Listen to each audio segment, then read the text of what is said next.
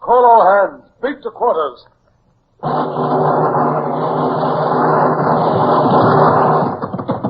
Run out the guns. Stand by the starboard battery. One broadside into it, if you please, Captain Bush.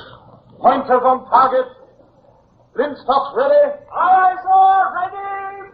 Fire!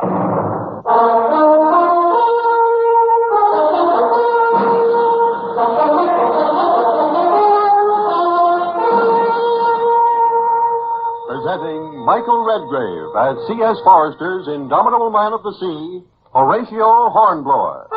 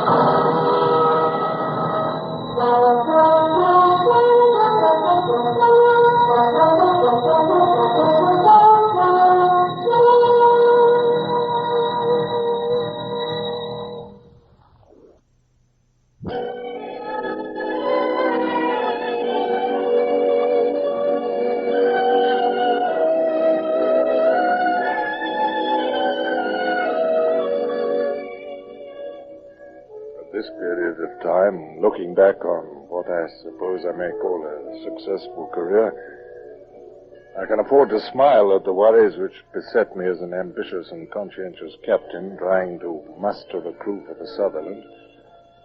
But those difficulties were real and painful enough then.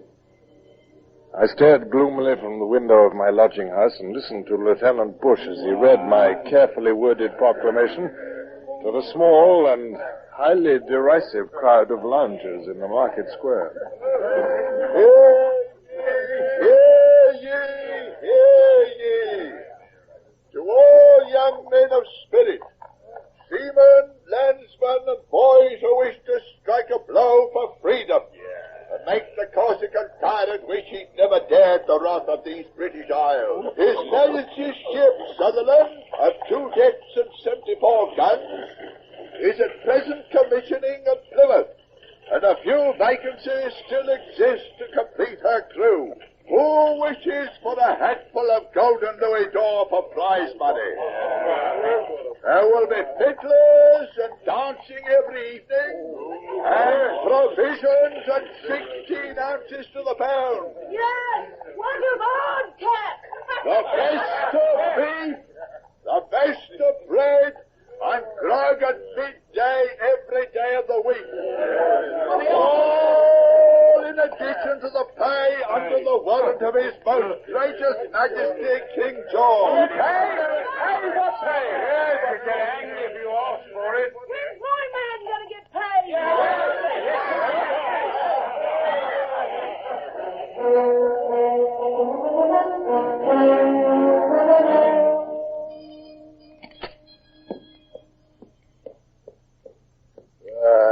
Not much luck yet, sir. There's so many frigate captains recruited. And frigates always attract men more than a ship of the line, sir. No, Bush. They've better chances of prize money. Well, I'll have to send 4 lieutenants each with half a dozen men round the southern counties. I don't care what you find, volunteers or pressed men, but I need another 50 seamen and 200 landsmen and boys. If I don't complete my crew, it means the loss of the command. You'll see to it, Bush, Aye, aye, sir.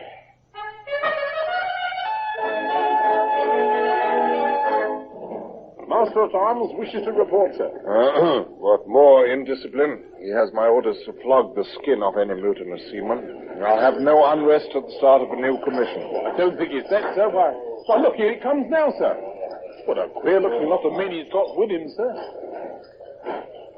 Oh, good heavens, what creatures are these? Handcuffed together, some are in leg irons, all in rags. What are they doing on my ship? What's the devil is this? You answer. I signed the receipt to the soldiers what brought them. Soldiers? Where did these scarecrows come from? Exeter Assizes, sir. Huh? I got a list, sir.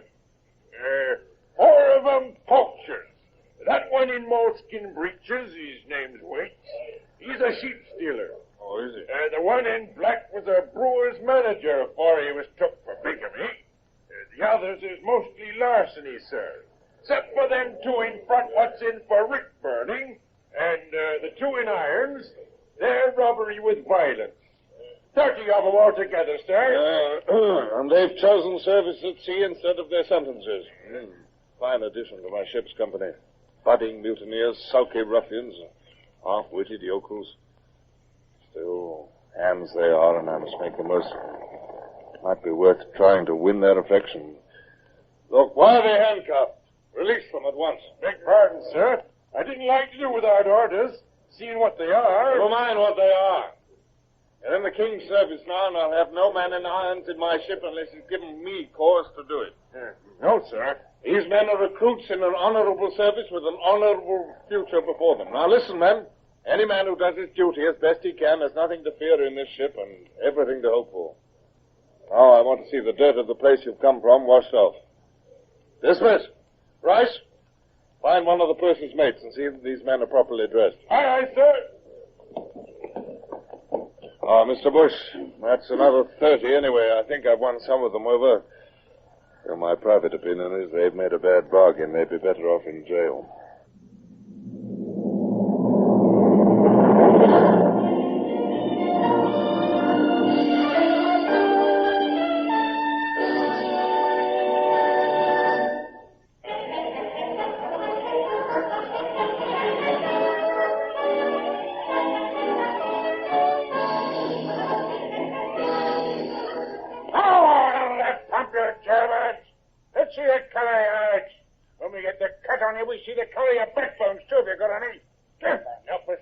Sailors are you.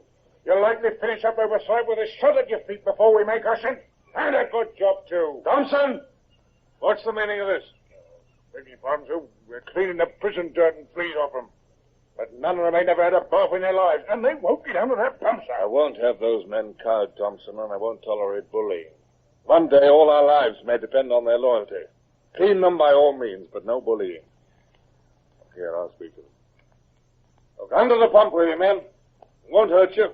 When we get to sea, you'll see me under that pump every morning at 7 bells. Isn't that so, you others, huh? Right. You there, your name's, Waits, isn't it? Now, set them an example. Under you go. Come on. Yes, sir.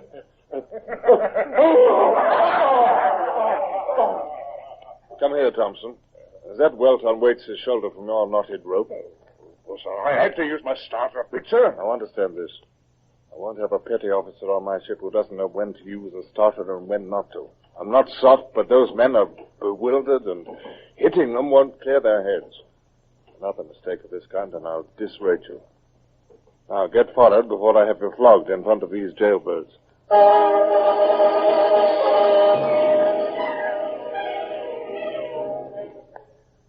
So it went on.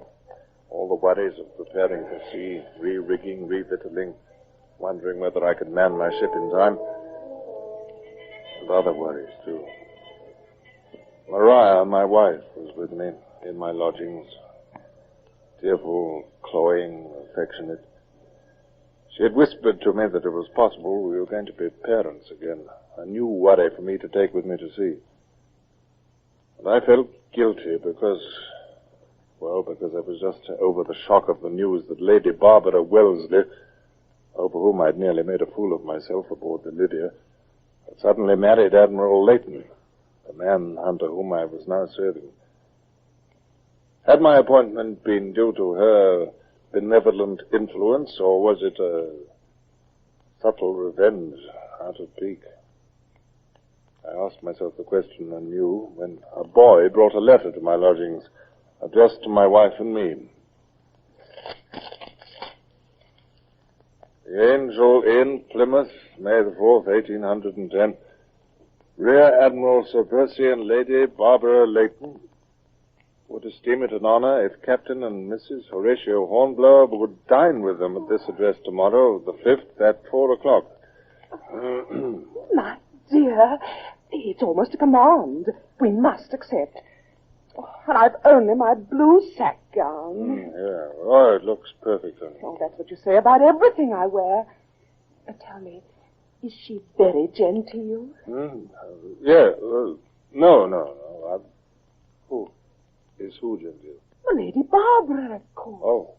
She traveled home from Panama with you and the Lydia, didn't she? Oh, yes. Well, she's Lord Wellington's sister, you know. She's a very charming woman. I must go down to the ship, my dear. Oh, Horatio, must you? Very sorry. Oh, I was hoping we could spend the afternoon together. I'm sorry. There's so much to be done, so much to think about. Oh.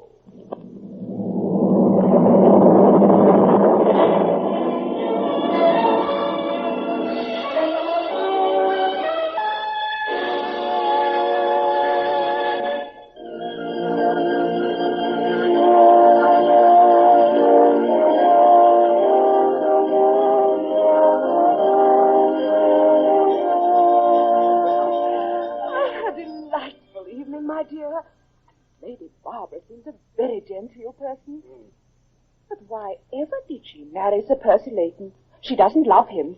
Huh? I didn't know that. Oh. Who said she doesn't love him? Nobody said so, dear. But a woman doesn't need to be told these things. Why, it's obvious in her every look and gesture. It is strange, for a woman in her position has no need for social climbing. I suspect it was a political marriage. Oh. The Leighton votes will be valuable to the Wellesleys if anything happens to the poor old king, and then there will be a regency, and, well, the Wellesleys are almost the only faction left with the will to carry on the war against Bonaparte. They'll need all the support they can get. I don't understand these things, but she is a very charming woman, as you said. She asked if I was to accompany you on this voyage, but I explained that with the hopes we're beginning to cherish, it would be inadvisable. What? You told her that? Well, yes, dear. Why should I not? Oh, no. No reason why not. Of course, well, it's a shame you can't come, but, well, never mind. I'll be back with a bag full of guineas for prize money before 2 years are up. 2 years? Oh, it is a lifetime. Horatio, how is the commissioning proceeding? Have you enough men and stores? Nothing like enough. I need 50 more topmen, and topmen are not to be picked up out of jails. The flagship Pluto and the Caligula are almost ready to sail, and the East India convoy, which we're to escort, are already assembling. I can't see how we're to be ready in time. Don't worry so, dear. You've never failed yet. Look, I could spend all my next quarter's pay on stores and still not have bought too much. The Sutherland already shows my poverty. She's been painted by the dockyard in their usual niggardly fashion. Other captains pay out of their own pocket for white and red and gold leaf.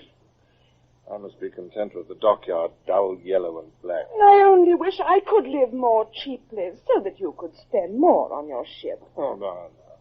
Don't reproach yourself, my dear. No economies that you could make could buy the pigs and fowls and sheep that I need, let alone the luxuries I must provide for entertaining other captains or perhaps the Admiral himself. Apples, cigars, raisins, cheese, port, sherry, Madeira, peppers, cloves, allspice, prunes, figs, a chest of tea, wax candles, a dozen shirts, 4 more pairs of silk stockings. Oh, I could go on endlessly. Oh, well, let's go to sleep, my dear. The problem will keep till tomorrow. Down fast there! I said down fast there! Your eyes! Belay! You'll have to use landsman's terms to them, Harrison. They're not seamen yet. They don't know what a mast or belay means. The lubbers don't know what anything means, sir. Hey! Stop! I said jib Elliot's not sea. Damn my blast, you empty cheek, you're good. Hey! You Cornish pesty! You're not in the tin mine now. It's brain you want, not brawn. What? You'd raise your hand to me, would you? Get up, you mutinous pig, before I kick your face in. Here, where's my rope turnhouse? I don't think we'll ever make seamen of some of them, sir. Shall I arrest that Cornishman for attempting to strike a superior, sir? No, Mr. Bush. He's too raw to realize what mutiny entails. At the moment, Harrison's method is best. After a week or two, he'll settle down a bit, I hope. They'd better, or there'll be some floggings or hangings. I'll keep the men at it, Mr. Bush. I shall go below and study my orders.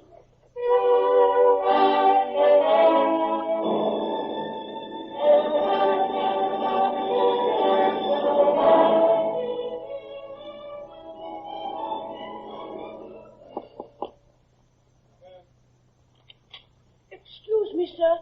Mr. Bush sent me to say the last of the stores are coming aboard, sir. Oh, very well, thank you. Wait a moment. You're midshipman Longley, aren't you? Mr. Gerard's nephew? Yes, sir.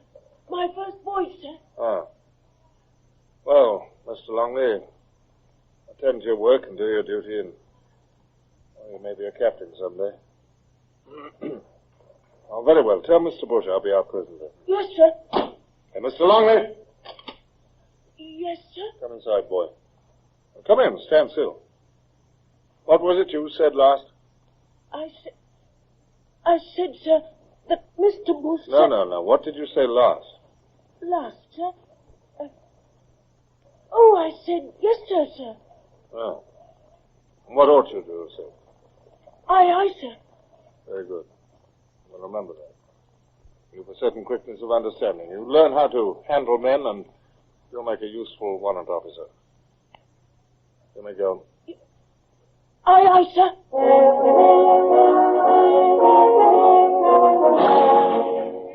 When I went up to the quarterdeck a few moments later and gave Bush the order to make sail, I found the decks in a horrible muddle as the officers drove the wretched crew, made more stupid than usual with weariness, to the mizzen rigging.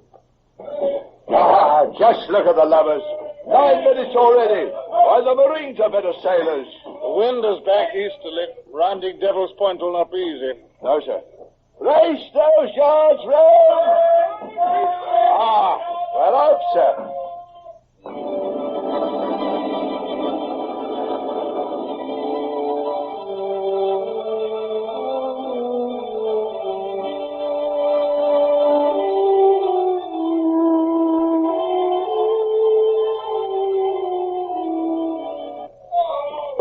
Look at those fools of transports, Mr. Bush, scattering before the wind as if they actually wanted to be snapped up by a privateer. The flagship shortening sail. Get our royals in. Aye, sir. Flagship signal, sir.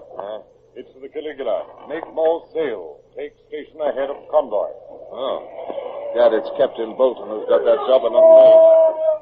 We'll have to run down to hailing distance and perhaps fire a gun before those transports have taken any notice of him. Well, I'll be damned.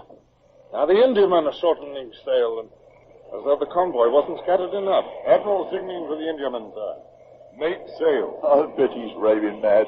But you can't court-martial them.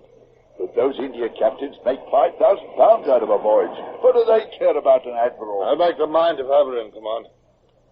Night coming on, and the convoy scattered almost before it started.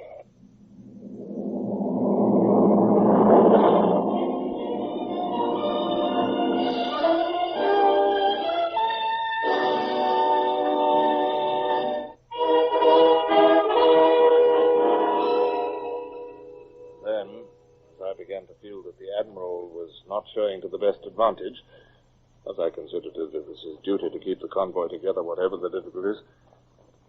I felt a cold chill spring to my forehead and a slight trembling in my legs. I knew what was coming.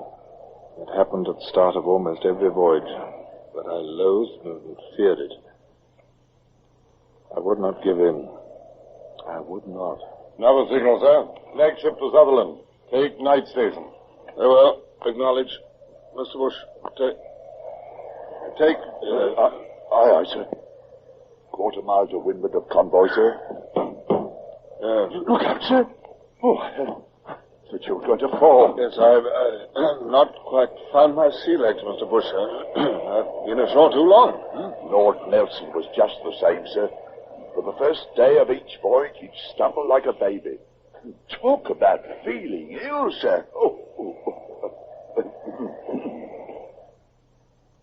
My resistance was at an end. Blindly, drunkenly, I staggered to the companion rail, lurched down to the half-deck, and along to the door of the after cabin. Paul Wheel, my steward, was laying dinner at the table.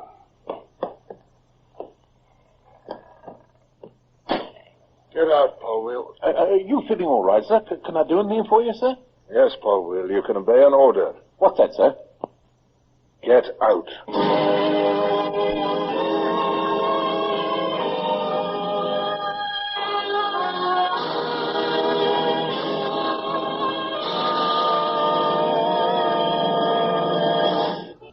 Horatio Hornblower, starring Michael Redgrave, is based on the novels by C.S. Forester. Music composed and conducted by Sidney Torch. Produced by Harry Allen Towers.